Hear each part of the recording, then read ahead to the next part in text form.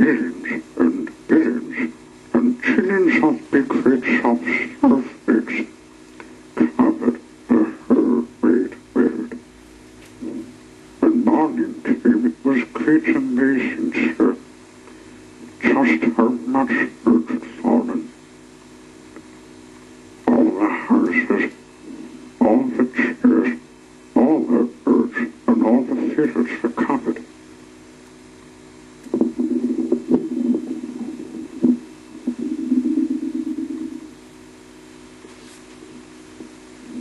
It was almost as if the hearts they blinkered had been gentler laid over everything.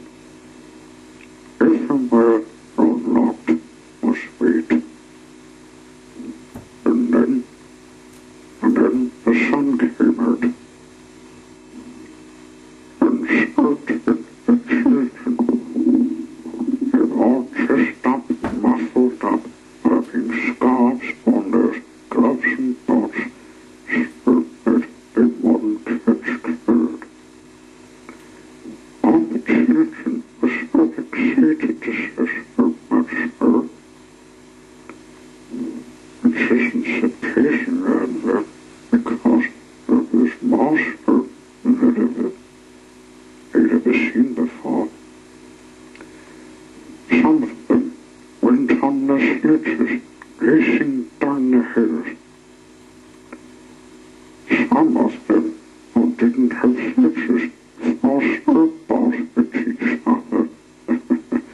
One little boy even made a snowball that was as big as himself. And some of the children made snowmen.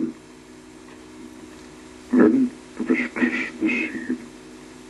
The children all went out in there so that they could go to bed early, so that they could get up early, so what Father Christmas has brought them. But that particular Christmas Eve, Father Christmas was in trouble. And the trouble was that it had snowed so much that Father Christmas was stuck. Well, and all stuck. There was so much snow that his reindeer simply couldn't pull the sleigh. Play with all the presents that he had given to all the children. Father Christmas told himself, what a made to do. He sat down on a sack of toys and thought, and he could really start to deliver all the presents to all the children before they woke up on Christmas morning.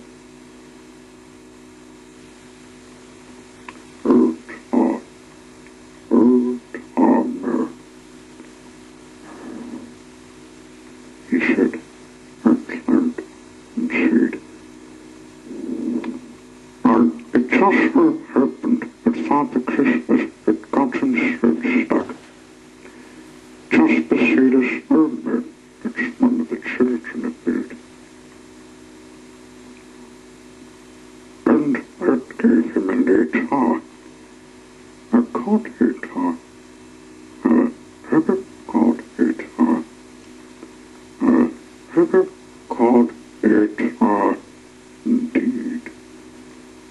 How much more need to be? He asked the snowman. But of course the snowman didn't answer, because snowmen can't talk, can they? Of course I'll have to some of me magic to begin to live, thought Father Christmas to himself.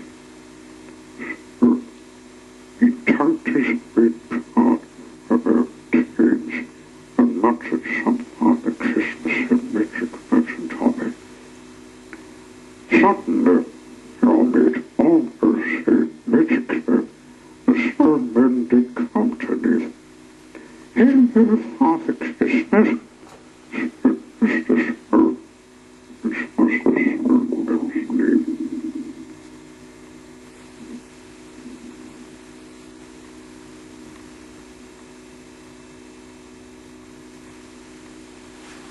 Ja, you're not a bit sort of stuck if you ask me.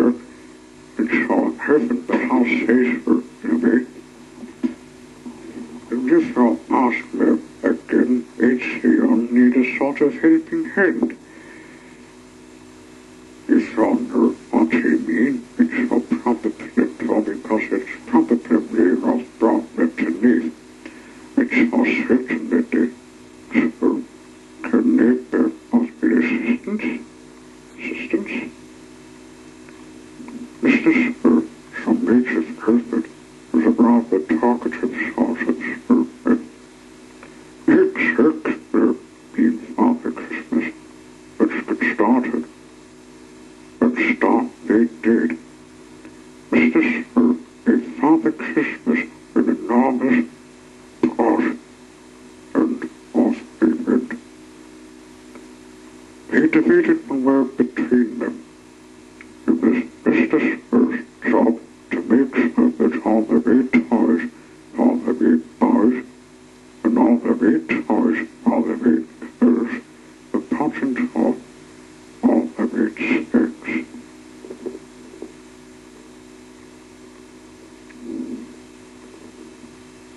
It was Father Christmas's job to make sure he took all the red sticks down to all the red chimneys and delivered all the red toys to all the red boys and all the red toys to all the red girls. Mr. Sir and Father Christmas made sure that Susan got her to the bed. Mr. Sir and Father Christmas made sure that Peter got his chain. Mr. Sir and Father Christmas made sure that John got his picture bank. Mr. Sir and Father Christmas even made sure that Mr. Jane had a skinky pink elephant to play with in the bath.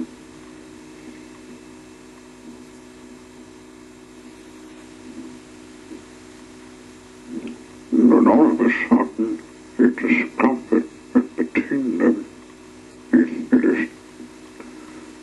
Oh, it need to think of whether much indeed ultimate of all the red toys to all the red boys.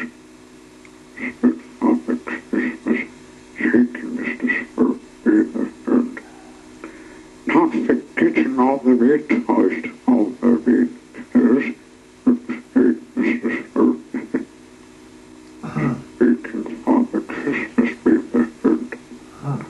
And now, you better turn off the controllers over again. Said Father Christmas, think of again, and God be. Be patient, smiled Mr. Sir. And so, from that Christmas to this Christmas, Father Christmas always tells us a servant to you.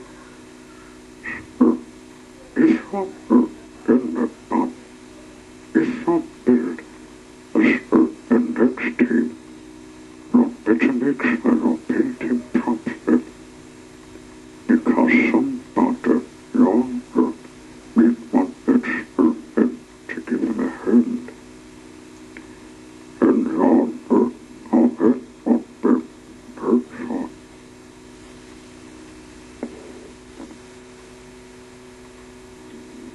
Mr. Mr. Mr. Mr. was the best person I've ever met in all her days. He looked Mr. because he was Mr. and everything he did. You can always tell that Mr. B because he left a trail of Mr. fingerprints where he'd been. Oh yes, Mr. Mr. was Mr.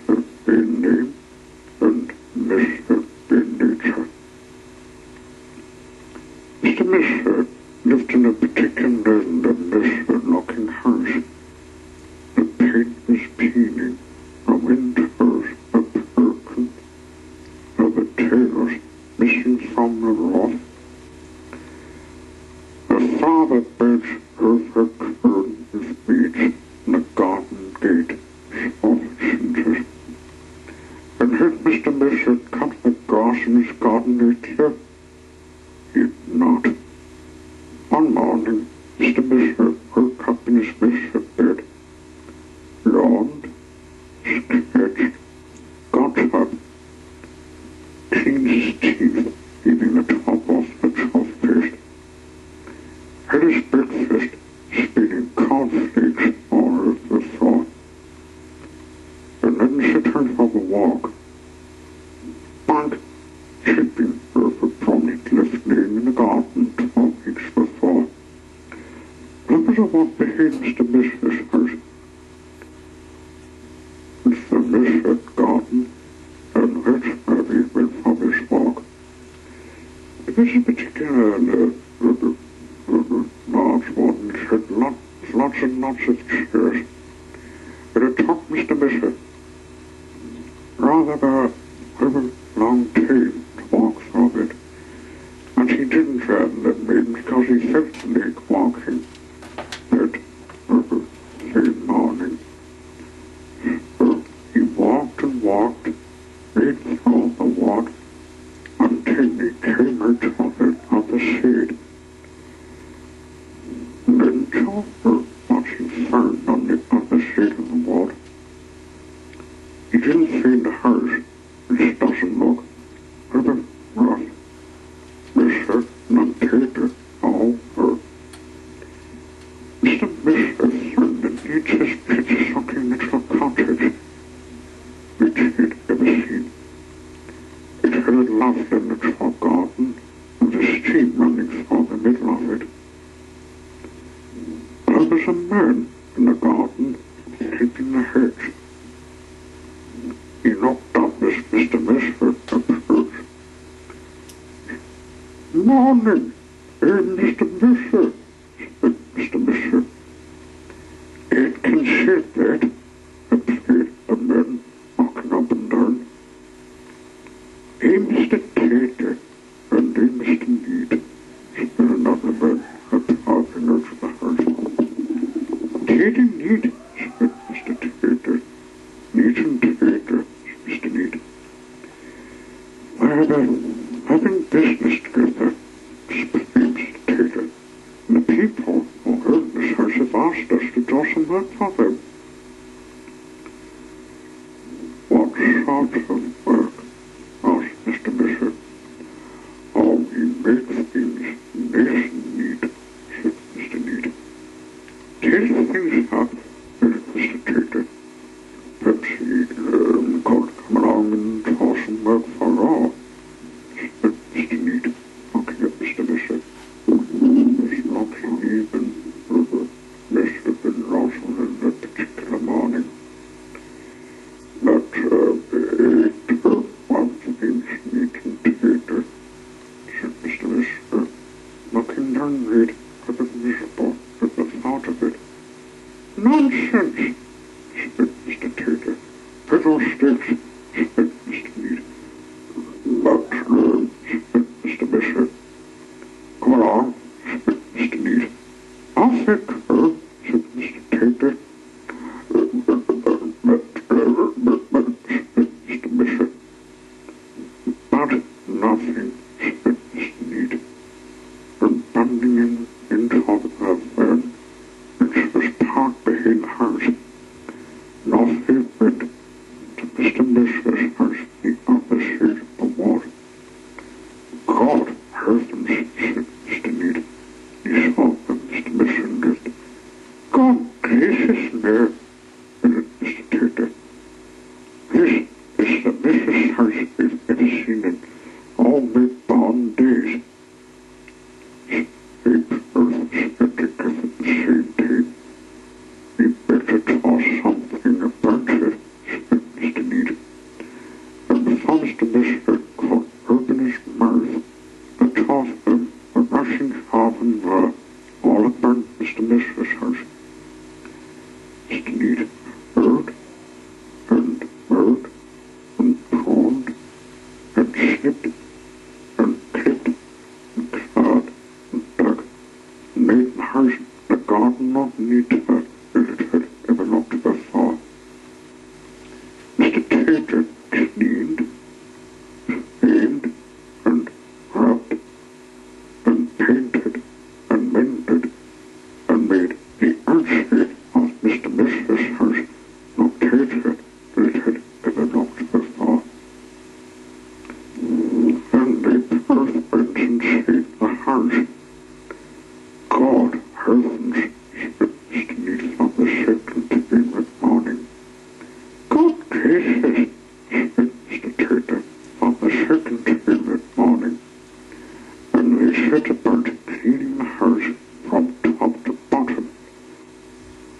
washed and swept and polished and scrubbed and made the inside of the house look neater and tighter than it had ever looked before.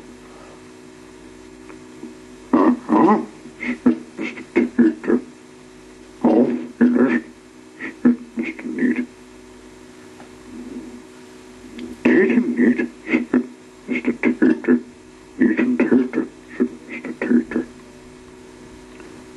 Mr. Misfit just didn't know what to say. Then they both looked at Mr. Misfit. "Ah, there, you're thinking what I'm thinking." Mr. Neat said to Mr. Tater. "Yes, sir," exclaimed Mr. Tater. What we're both thinking by this bit, Mr. Biscuit, is that,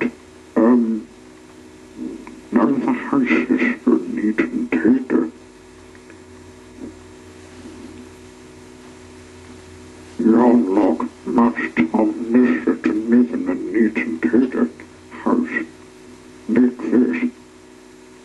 As in, you're much Tom Misfit to live in it. What?" said Mr. Misfit. Whatever Mr. Misfit said was Ross. Mr. Neat and Mr. Tater wished him off to the bathroom upstairs. It had been the Misfit's room in the house, but now, of course, it was as big as an open. Then Mr. Neat got hold of one of Mr. Misfit's arms, and Mr. Tater got hold of the other arm. He picked him up and put him straight into the bath. Mr. Misfit wasn't just having baths. Mr. Tater, Mr. Neat washed and brushed, cleaned, scrubbed, and curled Mr. Misfit until he didn't look like Mr. Misfit at all. In fact, he looked the opposite of Misfit. He looked and spit himself in the pepper. "Lord, for what I'm interested on now," he said in a rather fast voice. Mr. Neat and Mr. Tater looked rather. "What's your interested on?" asked Mr. Misfit. I'm interested change my name," said Mr. Misfit. And then he chuckled. Mr. Neat and Mr. Tater chuckled. Then Mr. Misfit laughed. Mr. Neat and Mr. Tater laughed. And we all laughed together. Then we came the best of friends. And that is the end of the story. Except to say it's this sort of person who meet with a visit from tall people. And you're what they're called hurtful.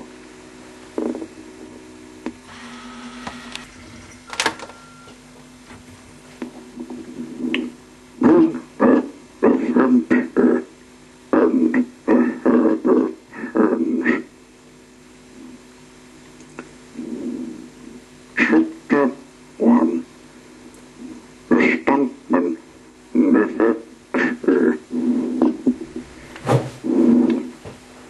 Bertha's mother and Lizna's mother are in the kitchen making their medicines with herbs from their herb gardens, and the fog and the peppermint fumes got so much. Bertha, Tinker, and Finn went hunt to feed on the pigs with Chandlers. Chandlers lived opposite. His real name was Chandler Burns. Everyone just called him Chandler because of his knoblenders.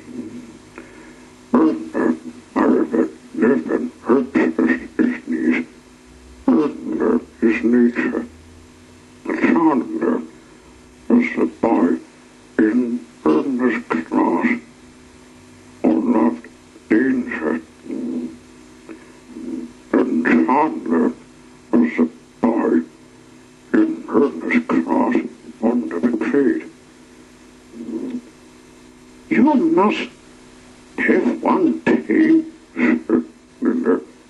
Must be careful when the children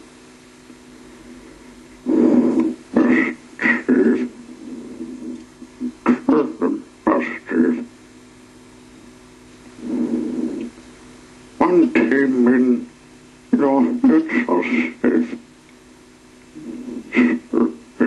It ran the bird. Such islanders from Ernest Central bed, things set up and hissed. Ernest translated, things is you're flipping. Then his knees, then he's one flipping, such on the nurse, taking her to buckets of crisps, and hurting it without stopping peddling. He didn't even care when it fell off the fish, knocked the front teeth into a milk. He didn't even care when George Turnbull pushed me into the cactus plot, and they had its squeaking cactus horn stuck in there. But wait, who fiddly king trusted the thoughts of it squeaking thorns stuck in her? Thomas kinked his beak toward the heart and sauntered toward the piece of chipboard, named some pigs, not the head, because Stockman whatever happens to them, he said, touching one end of the board on the bricks to make a rib. Not that you're not even what a stuntman is truthful. Hurt that little and faint, so that hurts. Then watch this, said John Linder's kitchen is big on his kitchen back on his beak. He peddled off down the trees. When he was almost out of seed, he turned stood up on his petals and gave a blood-curdling whoop. Then his head down, as his handle bars in a first blood-curdling way he heard of a rib. Took the top, a claw case of Herbert Burns. Wash. Please. Gone cut net crunch. On the big miscast, hit the board shot the head and disappeared into the next garden. Things stood on the end. Little sucked on the finger. His crest Herbert smalled down the big. Then he better her if he's all right. Seeking for the cabinet hedge, he hissed across the uncut grass towards the scene of the crash. But before he even got of it, Herbert got certain nothing was wrong. Her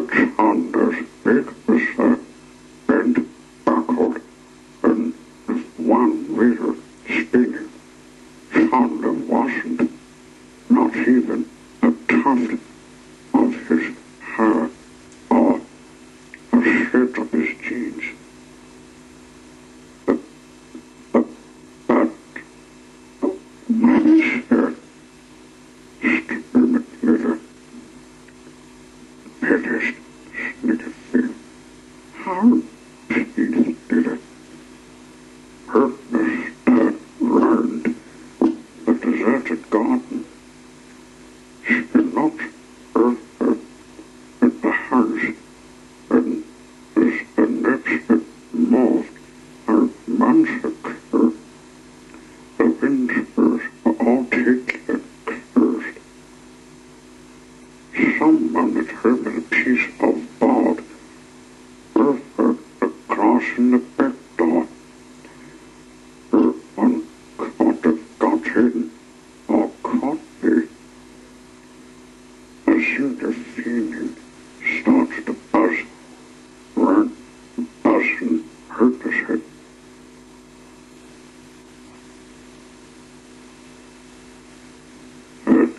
With a change, with a single feeling that began creature, but soon Corbin learned certain that was hurting to hurt something that caught its heart and completely take away a bite of childless. Seized her, kicked her, and all at once, and that thing that decided with a fish was a herds. Checked her, later, is a it was Herbert Hearns. What? Herbert Hearns screeched later as he ran for purpose petrol. The naked expert in billet church drop. Herbert digging under the bed. It's much bigger, and it just eats out and take anything. They filled it, even her club on the bed. It's not in the trough, said Nita. Oh, yes, it is, Brother Trough. Bertha nickled and from under the bed, clutching a box of vampire things. But her mother, vampires can make Herbert Hearns give back what they talk. In fact, vampires and their earnest things it can.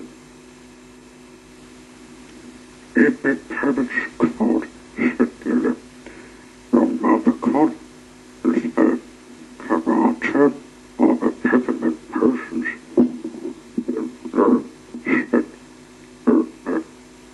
giving things wings and starting to draw circles round the A's with red crayon.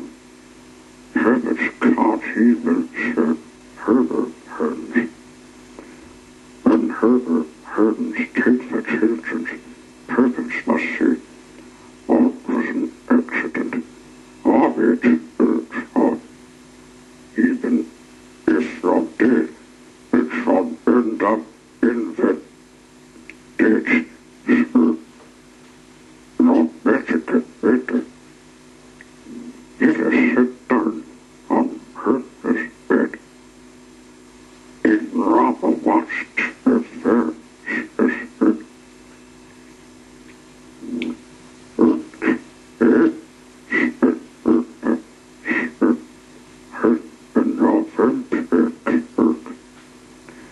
One of the dating curtains, long curtains, and she was busy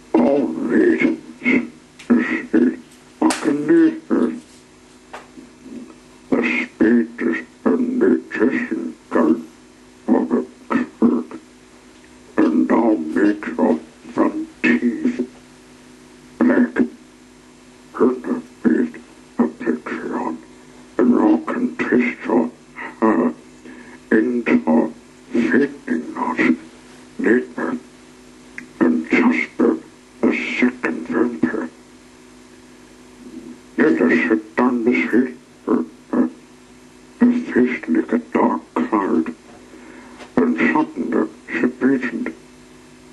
Maybe she Herbert Hearns of Finland. Herbert Hearns, maybe they talk, just talk, on the nurse to give him a holiday in China or somewhere.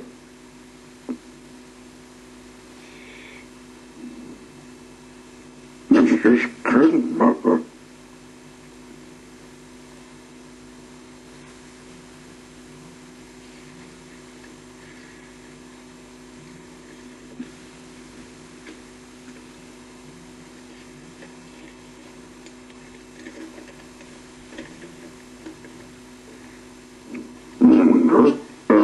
Continent Bromfish in Sailors, couldn't consider little it or if it happens, it's been naked. What she didn't make was neither having it since she need to be one with all the God it was. Fitness is not stuck in the dark things. Check the scabbiness in the bottom of the night.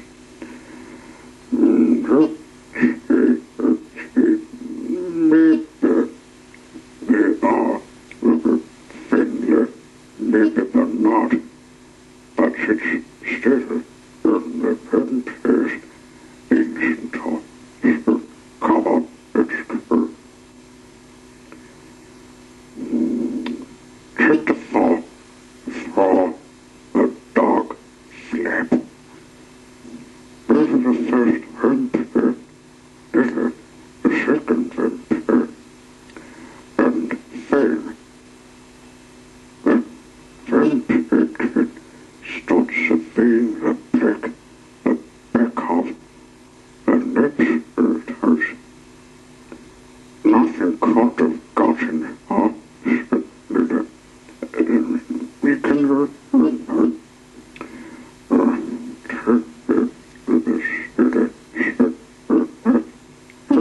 Hearns can move for walls, and they dot lanes, and they curse.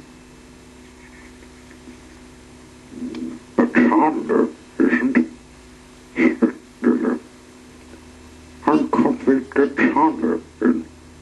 Herman done and posted something sitting the bottom of the big door. It moved. Fall off, of course, she said. And her camera never is been. Your Thomas is tripping thing and tossing him, hissing and spitting like a little unpaid cat on the slab. Then she returned to Lila, but not so second vampire. You're still God on Kiesler, Herbert Hearns. You're still in the garden. Without stopping to listen to Lila's wails of not be missive, heard the record, and as then previously as possible into whatever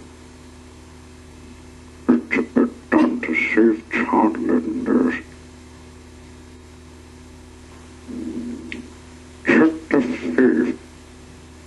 Tall socks that weren't such socks. Immediately missed hurting. He'd been in the house when the nurse lived in it, and it had been nice. And cursor, no enter of furniture, and enter of nets. It seemed short and frightening. It felt about the size of a mouse, or even a mouse stopping, and with a printer of those things skittered off on a trail, and was completely ignoring the throbbers whispers of it.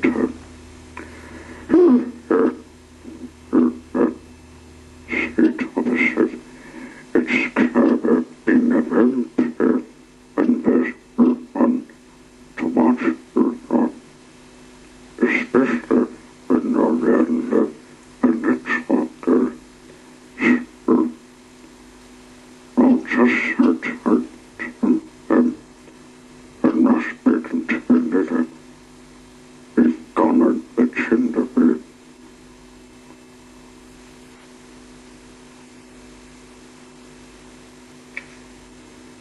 But then suddenly,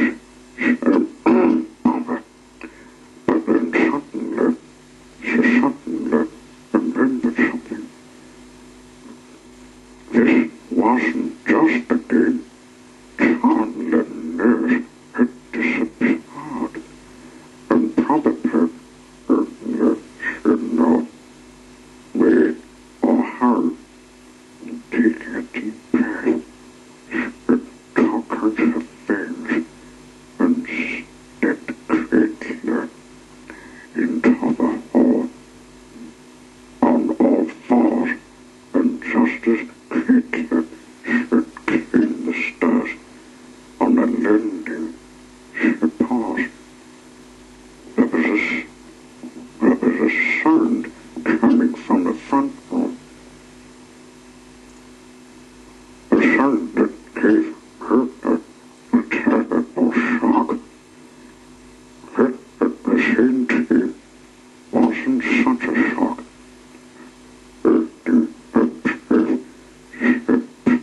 Around the door.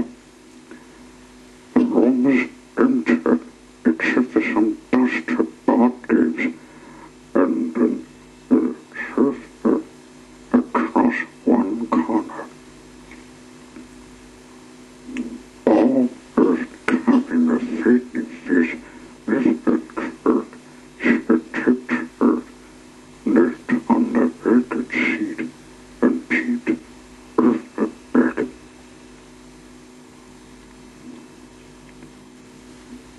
And that was when she got the second terrible shock. It wasn't such a shock. Chandler nurse, the boy whom the kid was huddled there, and he was clean. Check the six, little goes ahead, and comes back with trouble. Chandler started Chandler opened her mouth to say, it's hurt, Chandler, when your chest so big. It's hard. It's a team. You're supposed to keep. Chandler opened his mouth to say, this isn't clean. It's just noisily clean.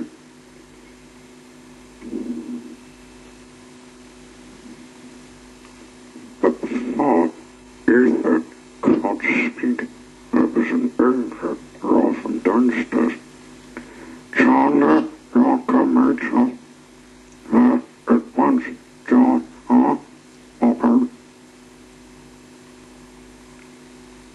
Although knock your block off. Chandler's face, his face paled. It's Miss Father. You see me big. None of the Hobbit. Rabbit. It wasn't Shaw. It was a Herbert Hearns. He took open on. He did, but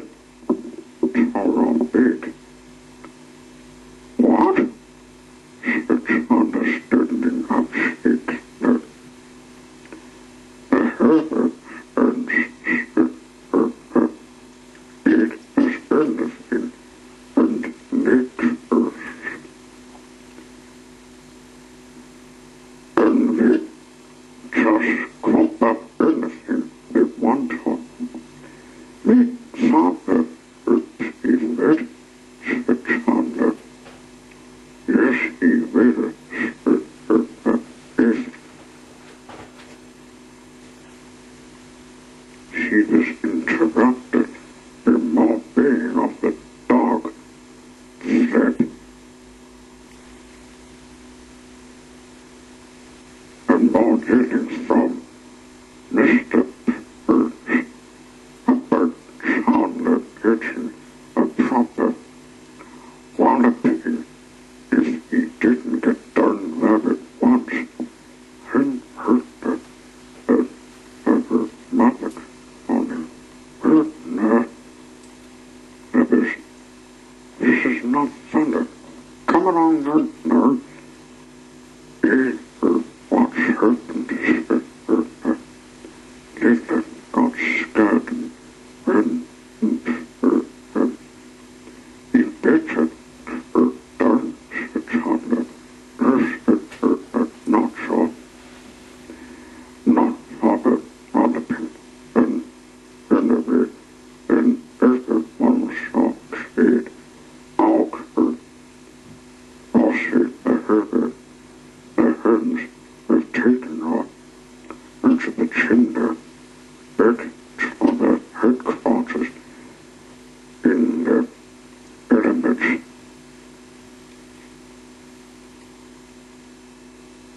Hens of the third place got some sort of rubbed it on Chandler's face.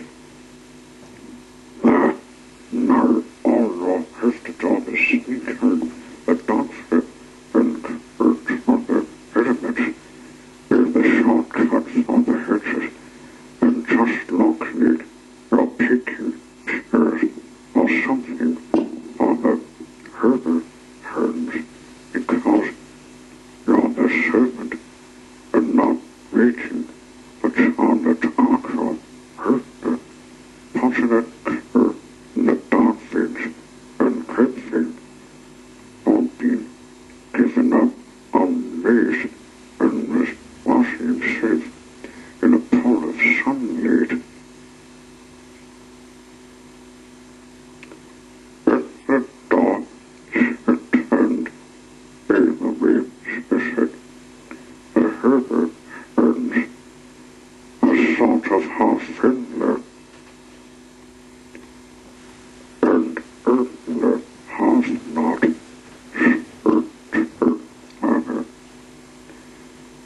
They talked his up back in the end.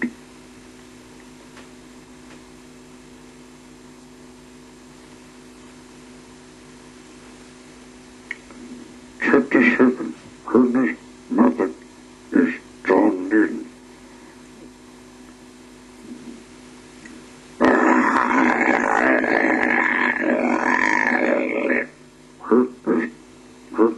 The friend is face apart, but the dog said,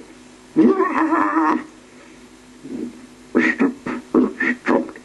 Oh, her mother said, how impossible. Where's Chandler? Herna pointed upwards. There, she said, where? The mother said, standing the stairs. Where? Road, Mr. Birch clapping Herna. There, up there. The Herbert Hearns have got him. He's already hurt.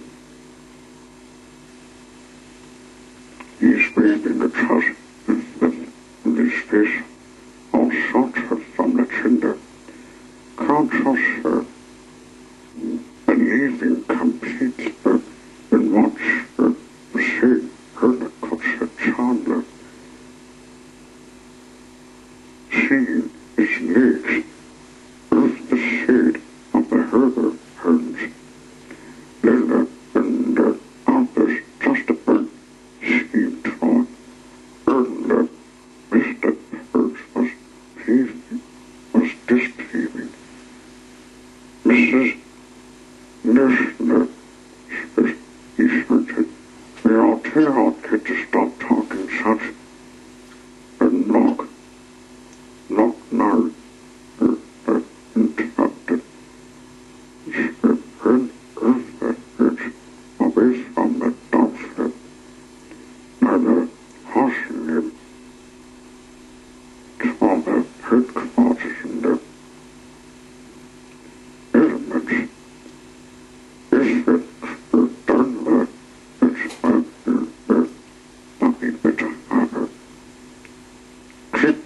habe Tüten, die Zähne.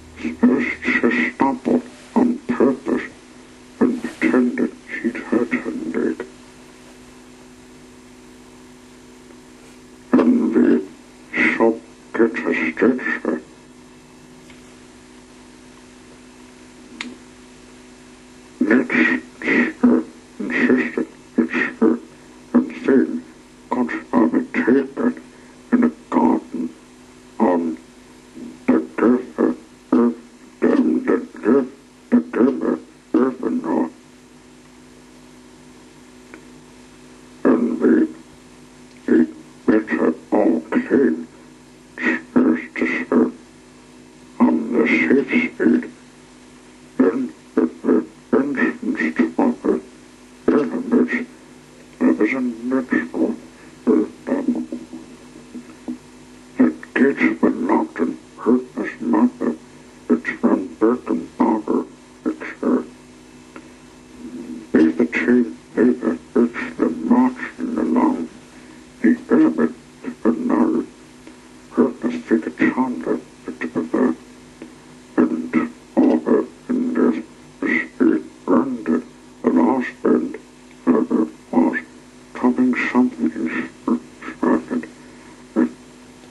Of a split second, it now looked on faster.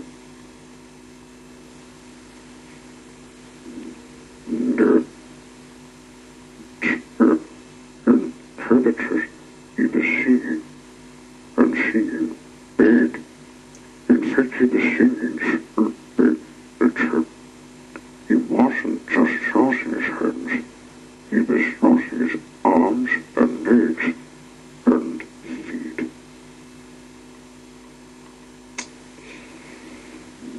His head, his body, it was incredible. What's the talking? Mr. Bruce. What do you think he's talking? He's talking to the Herbert Hearns, of course, because Herbert Hearns can each heard and taken one another. He can't talk English, can they? What is her saying? She his mother still, and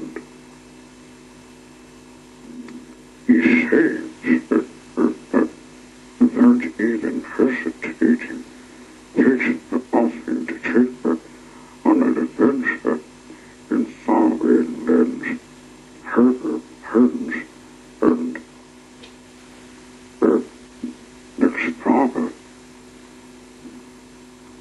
and read on crocodiles and things that he's got it of his father and been crossed and she already is because your crunchly big mother and the fruit from bird and start quacking. And the Herbert Hearns a sea big charter, a bunch of big charter, of sweets eating a big shop and gets of another one. That's all me now, and the thing that made me his Robert is friendly, dinner and fame hurt at the same thought. The burden was urgent a bunch of not to want to throw, but she didn't. She couldn't say another word. And now something even more incredible than Chandler seems skirting, turning. Mr. Bruce was the longest turning and turning. He was laughing. He was robbing with laughter. He was snorting and laughing so much towards the stretching of the disease. The water from a half-full water pistol. Never seen nothing noticing me lately rod climbing on the clippers and sitting Chandler on the bed. Watch your kids will get up on next. I'll never but of it a farmer's no the muffin son of a gun. He said Chandler on the bed again, beating himself. No deserve a medal, tell me in wrong hole.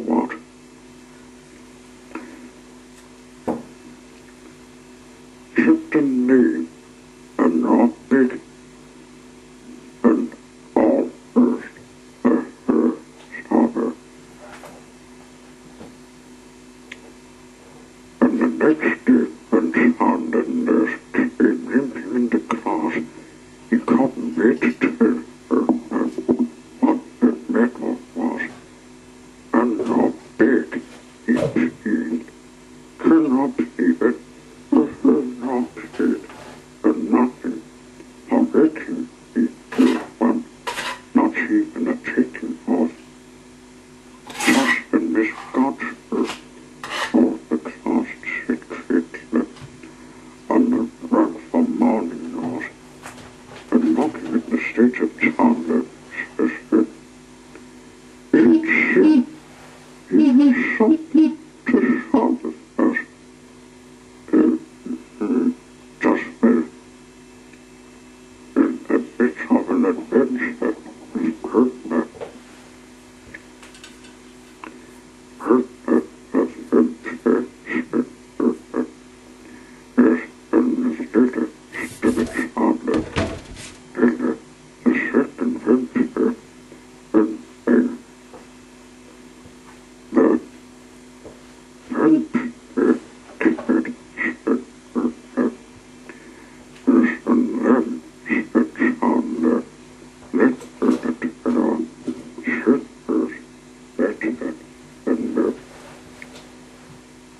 what happened?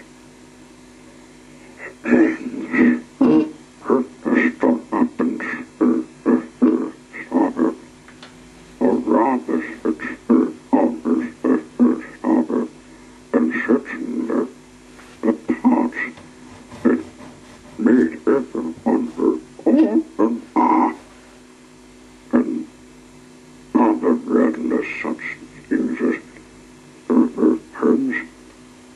What she didn't see was what her mother said Mr. Purse to take him beneath her bacon peeler, because she didn't, and her mother wouldn't tell her.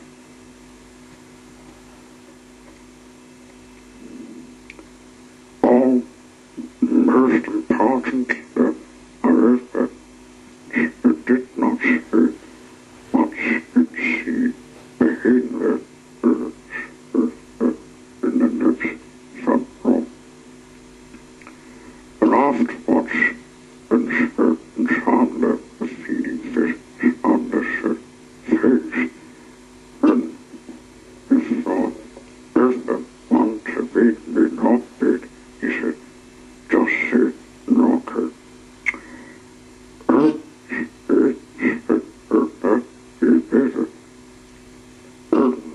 It can't teach up in a stance at Chandler.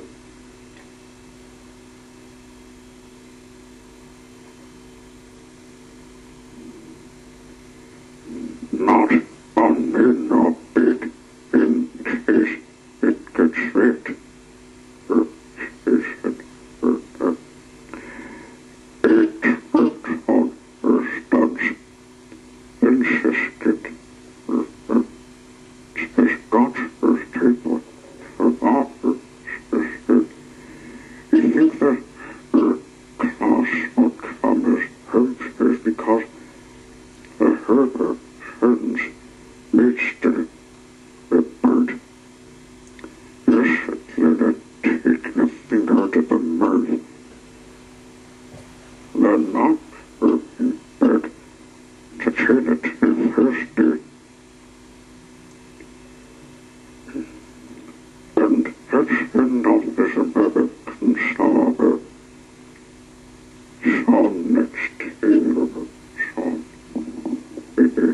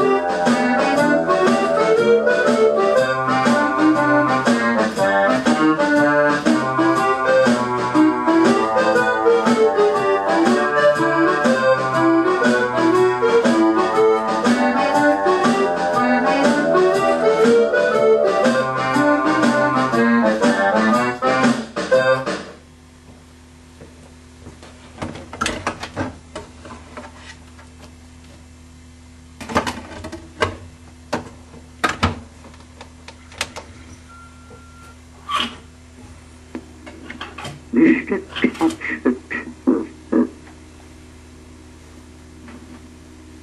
Mr. Topsy-Turvy was a funny sort of fellow. Everything about him was either upside down or inside out, back to front, topsy-turvy, in fact. It was all rather extraordinary. To give our kids some idea of how topsy-turvy Mr. Topsy-Turvy was, you ought to see his house. The front door is upside down to start with, and the curtains hang upside down at the windows, and just look at the chimney pot. All rather extraordinary. Inside is rather much rather same. Just look at the clock standing on Mr. Topsy-Turvy's mantelpiece. Isn't that the Topsy-Turvy's clock I've ever seen?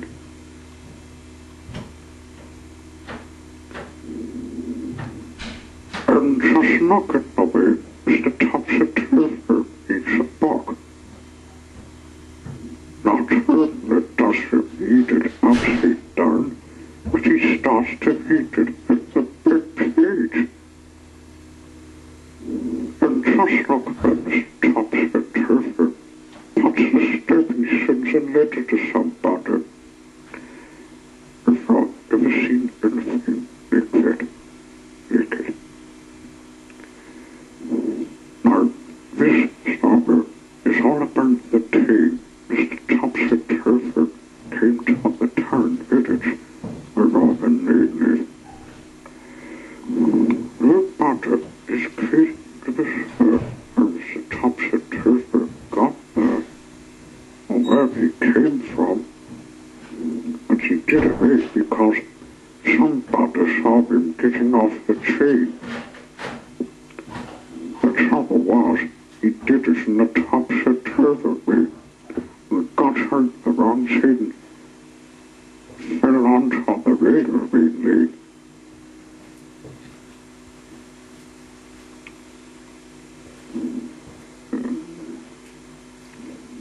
It's random, isn't all that, but it's a pity, is it?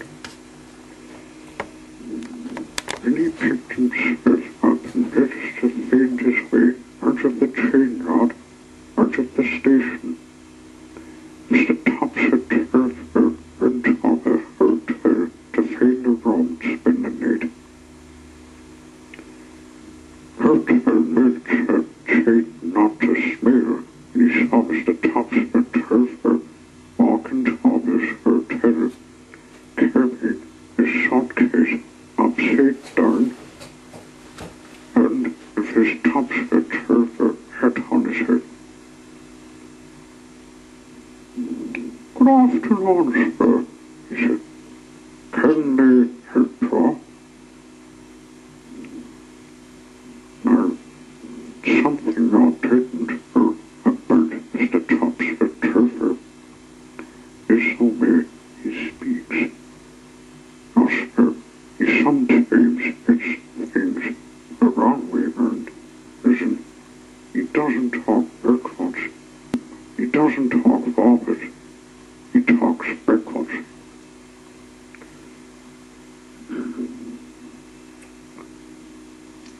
Afternoon, called, said Mr. Topsy-Turvy from the hotel manager. A Roman league. The manager scratched his head. You don't mean you oughtn't make a room, he asked. Yes, replied Mr. Topsy-Turvy.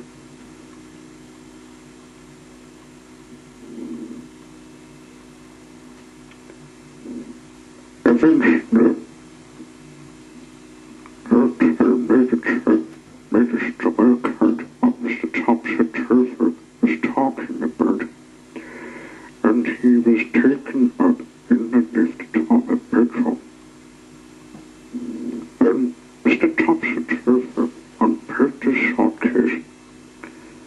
on his pajamas and went to bed.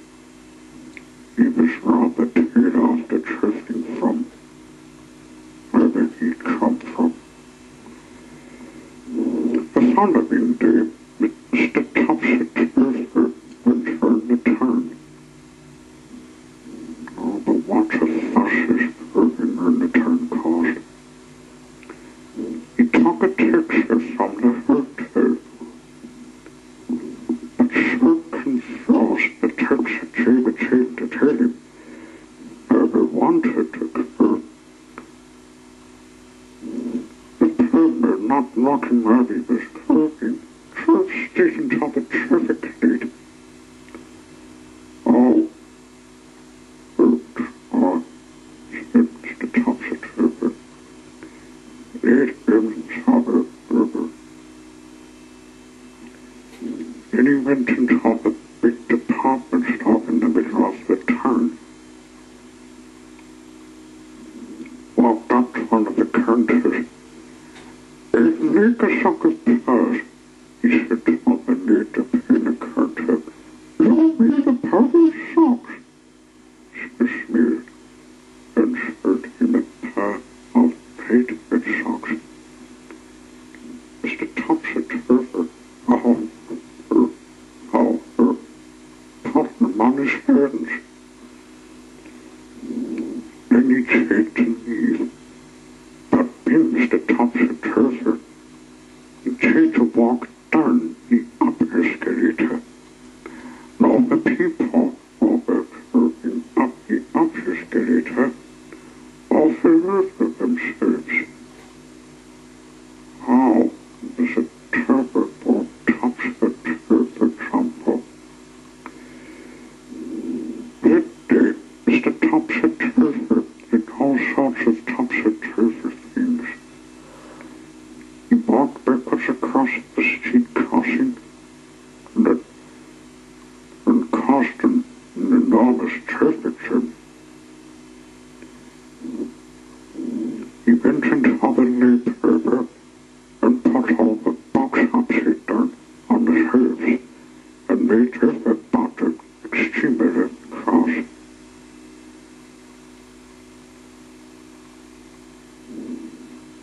Then he went into an art gallery and insisted on hanging all the pictures upside down so that he could look at them properly. And then, after Mr. Topsy-Turvy had been in the town for just one day, he disappeared. About to know how he went or where he went, but he certainly went because he wasn't there anymore. A whole town heaved to say the least. But what the town discovered, even though Mr. Topsy-Turvy lived, was as everything was Mr. Topsy-Turvy. For one day,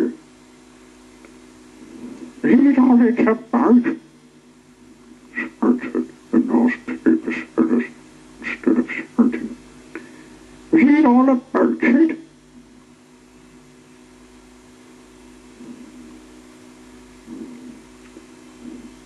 "What is it for?"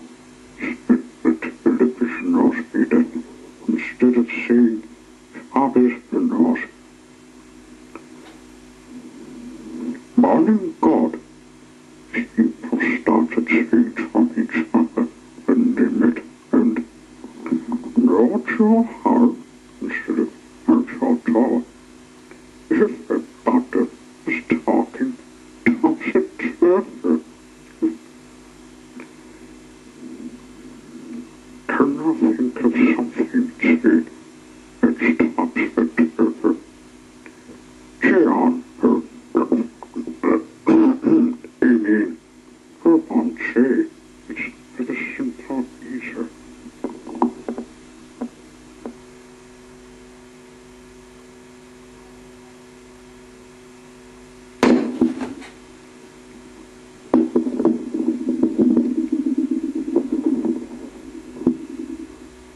Mr. Skinner.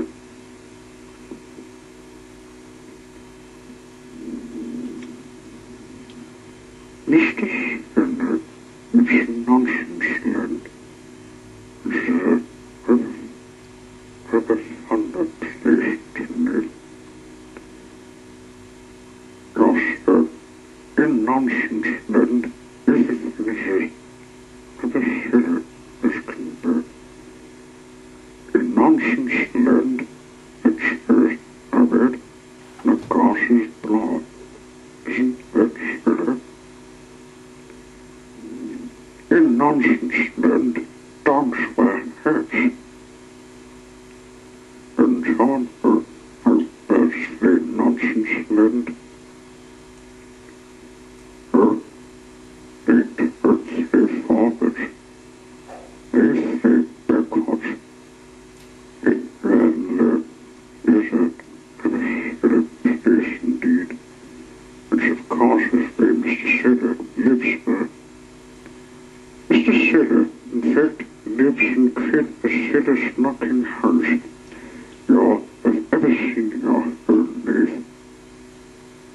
If you've ever seen a sailor knocking house in that, now, this particular slaughter is all about the nonsense club. Also, in nonsense land each they held a competition, and the cup is awarded for whoever has the Sailor State Trophy. Mr. Sailor had never won the cup before, but each night, laying in his bed, he dreamed about winning it.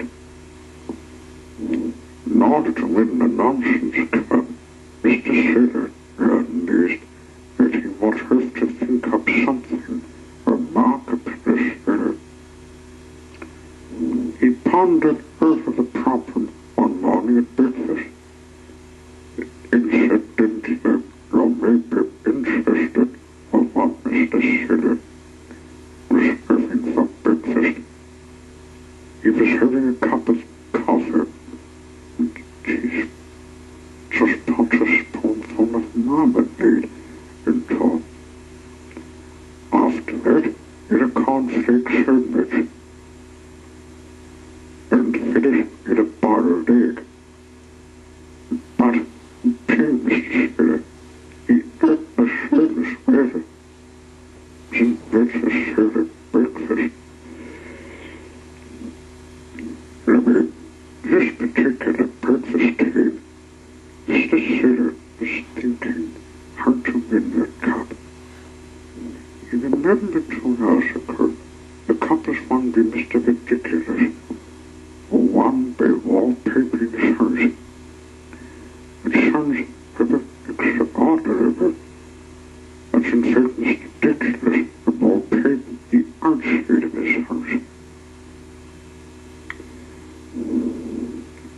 And Mr. Sailor remembered last year when Mr. Fowler won the cup.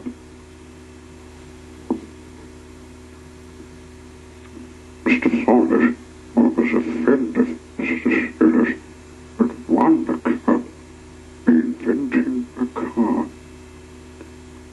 It was quite a normal car, apart from one thing. It had square wheels. Isn't that silly?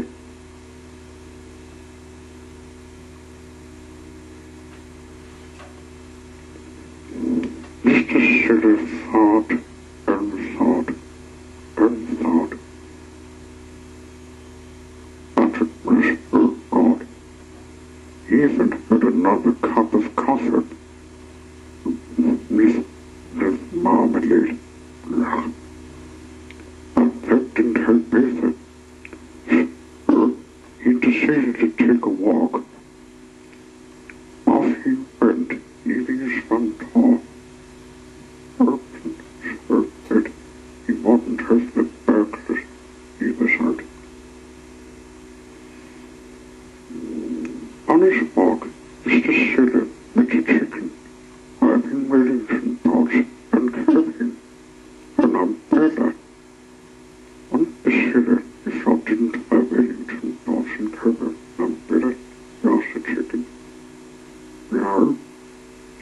the chicken, because most nonsense then would make the same noises as they talk in our country. The hen sounded naked duck, and said no. On his walk, Mr. Silver met a worm, wearing a top hat, monocle, and an skull. When the sailor thought didn't wear a top hat, a monocle, and an skull, he said to the worm, "Quack, quack," said the worm, sounding like a duck. Next, Mr. Sailor met a pig, having chances of bird ahead. When the sailor thought didn't have chances of bird ahead, he asked the pig, "More," said the pig, sounding like a cow. Isn't it good for the sailor? It was in the middle of Mr. Sailor's walk that he had his hair tore. It was a beautiful sailor hair tore, quite the sailor's hair tore he'd ever heard. He hurried him to town and bought himself a pot of paint and a paintbrush. The day of the great awarding of the Nonsense Cup arrived. The shops crowd assembled in the square to serve all those urgent in the cup. The King of Nonsense Land mounted especially built platform. "Ladies and gentlemen," he said to the crowd in City Square, "it is my pleasure today to award the Nonsense Cup to whoever has the City Star of the Year. One of the City Stars here," he continued, the King, "is Mr. Bottle, the farmer. He is Minister Crew of all things Esquire.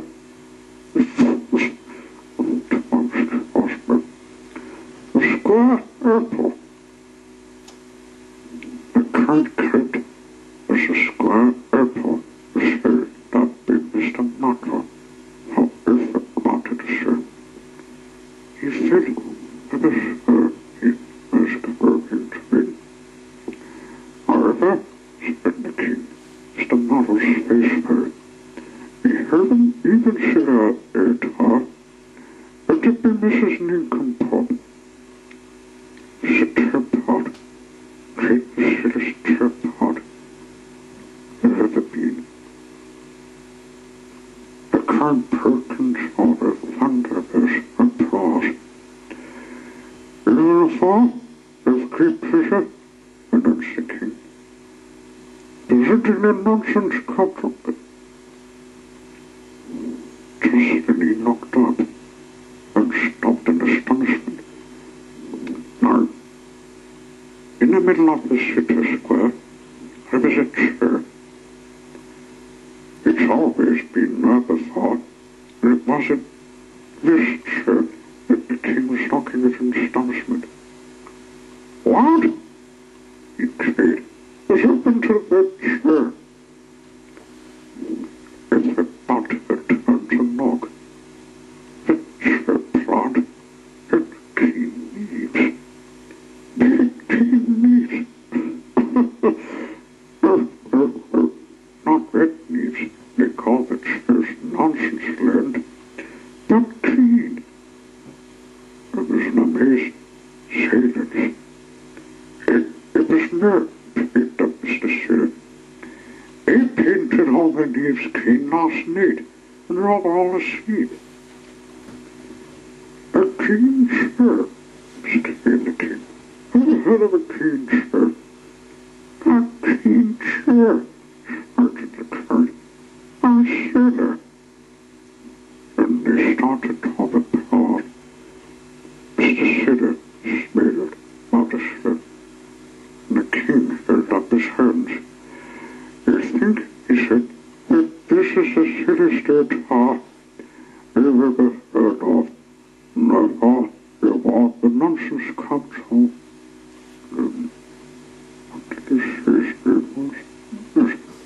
Mr. Sitter, a cart's hard. Mr. Sitter, with pink paid. When a bird perched up in the branches of the Sitter teacher, knocked down. Wolf, and said, and flew off backwards.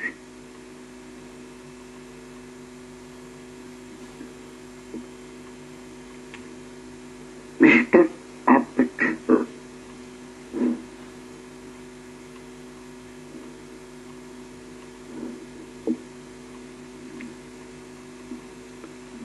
This is a starver of Mr. Aperture, and how Mr. Aperture finishes his starver, not creature Aperture, is the beginning of the starver.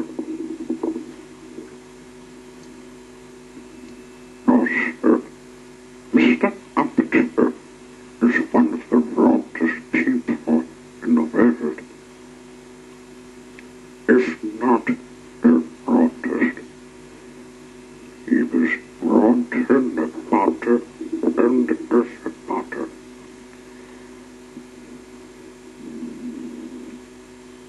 Of course, in Big Town, which is where he lived, yet her friends at all, not one visible little Aperture. He lost to call him, and the searching unlocked it. Now, his business being broad, Mr. Aperture was also rich, rich, one of the richest people in the world, if not the richest, yet the largest and the longest limousine in Big Town, yet the largest and the longest garden in Big Town. He hid on top of the hill in the middle of Big Town, the first enormous house, the biggest house in Big Town, and there he lived all alone. Miserable old Aperture. One day, Mr. Aperture was walking in the gardens of his enormous house, when suddenly he heard a voice, a little voice. Hello! Said the voice. Mr. Aperture looked, and there, in one of his hundreds of flower beds, was a goblin. I'm sure you're going to say no to me, asked the goblin.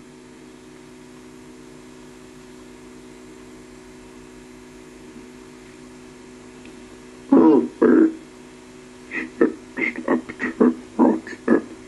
Oh, ain't hurt for a master, said the goblin.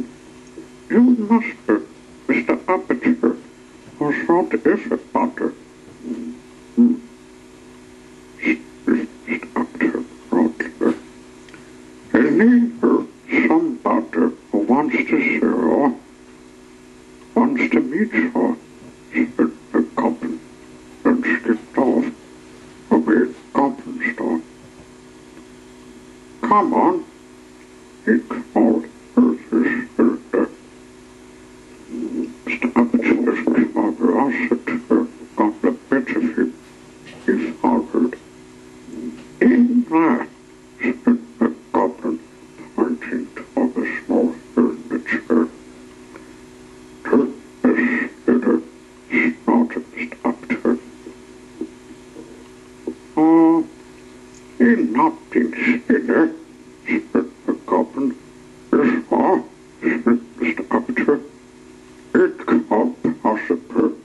narrow, it's so big. Said the goblin. And then he said a magic word. The goblins, not us human beings.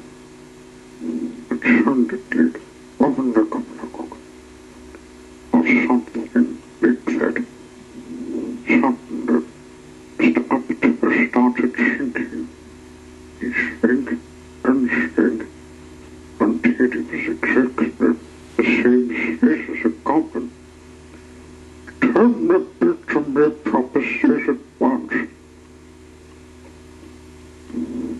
Started a bit hard, said the goblin. And saying, the goblin came over into the chair. Mr. Upton didn't want to talk, so he followed him. Inside the chair, there was a staircase going down and down. Tall, a bit tall. It led to the kingdom of the goblins. That's where it demanded to be taken immediately to the top, or whoever is in charge. Oh, lost Harry, said the goblin. And he danced up to on the streets of the kingdom of the goblins until they came to the palace. Halt, said the goblin and guarded the gate.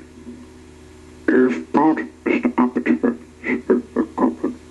Oh, said the snake, and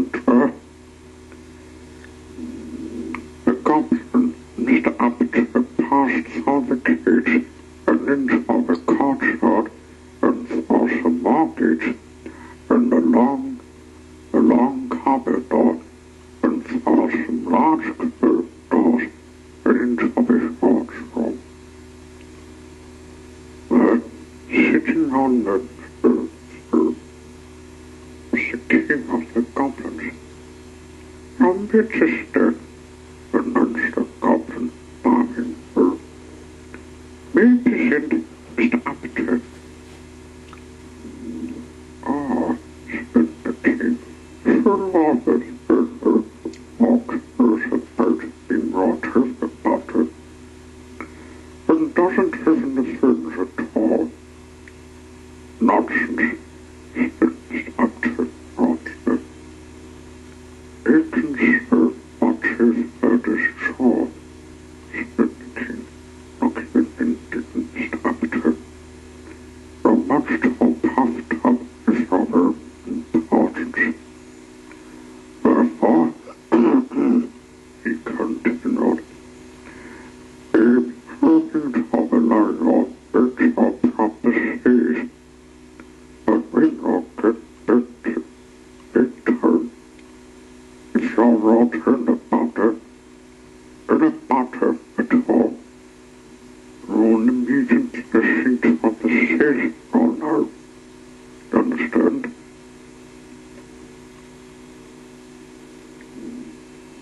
The goblin then took Mr. Appetizer back for the way they came, through the kingdom of the goblins and up the staircase and into the church part at the bottom of Mr. Appetizer's garden.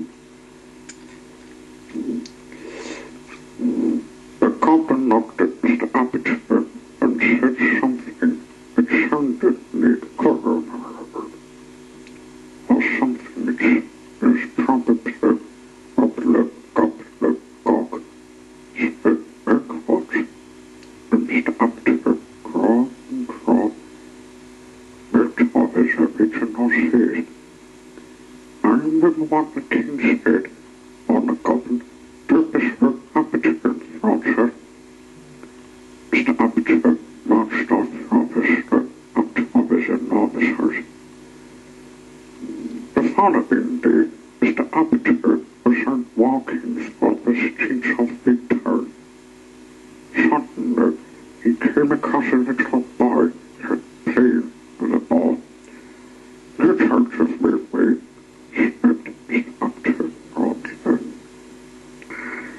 But the sun descended. Lord, what happened? Tugs on. Yes, Mr. Upton shake and shake until he was bigger than the ball the boy was playing with. He can't really thought. Lives over, he said to the boy. What he meant to say was, just got in the past. Immediately, Mr. Upton crawled to his original seat. The boy morphed and Mr. Upton went on his way.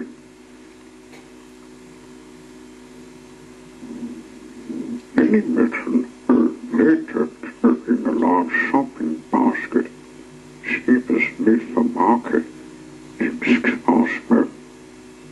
said Mr. Upton. Can't you tell me the tape is, said Mr. Upton promptly. But the sun descended. Lord, what happened? Hurt. Yes, Mr. Upton sang and sang until he got easier fitted into the latest basket. He gasped, and he thought, "It's over," he said to later. What he meant to say was, strength of faith past and living.